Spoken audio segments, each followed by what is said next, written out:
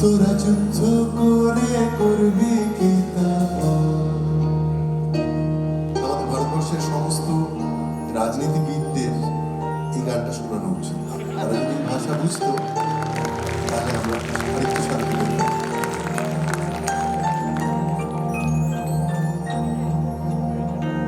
দেখো রে নয়ন মেলে জগতের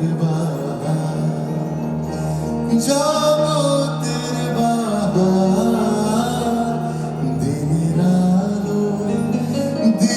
আলোয় কাটে অন্ধকার আমরি কি বাহার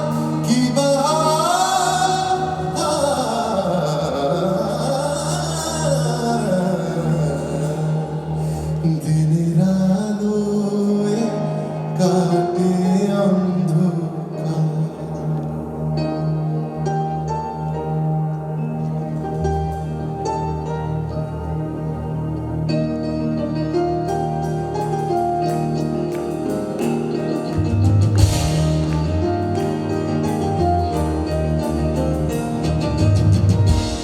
এবার আপনাদের সঙ্গে গাইতে হবে।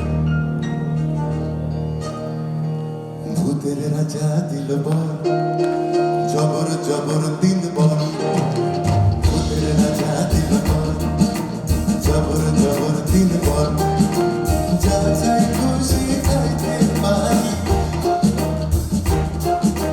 যেখান খুশি যাইতে পারি সারা বাবারে জাগাইতে পারি সারা সারা বাবারে জাগাই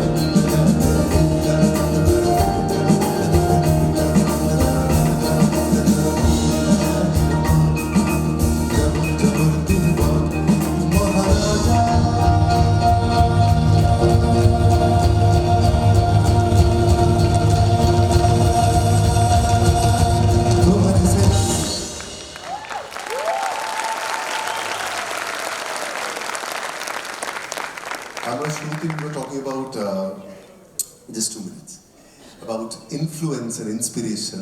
দেখুন সত্যজিৎ বাবু তার পাণ্ডিত্য নিয়ে আমরা সবাই মোহিত। তিনি যেমন পাশ্চাত্যের প্রতি তার দখল তেমনই প্রাচ্যের প্রতি। সো দুটো উদাহরণ, এই যে মেডলেটা গাইলাম এটা গাইতে গাইতে আমার মনে হলো। So the signature of Feluda,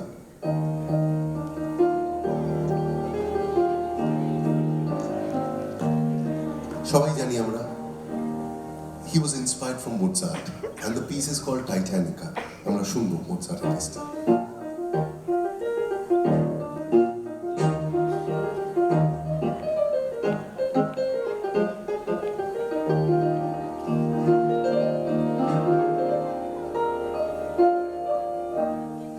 এক নম্বর।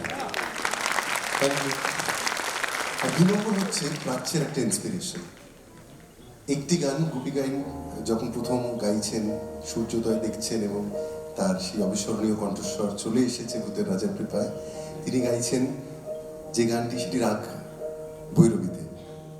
দেখো রে নয়ন মেলে জগতের বাহার, যেন একদম রবীন্দ্রনাথের হাত থেকে হারমোনিয়ামটা টেনে নিয়েছেন হে নূতন দেখা দি কারবার জন্মের প্রথম শুভ।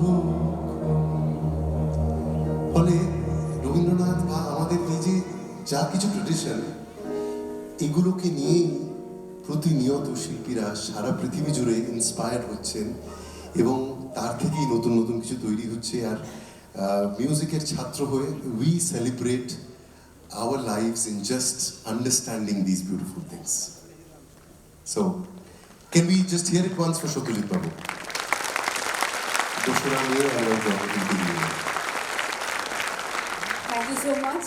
আমাদের একটা ছোট্ট কাজ করে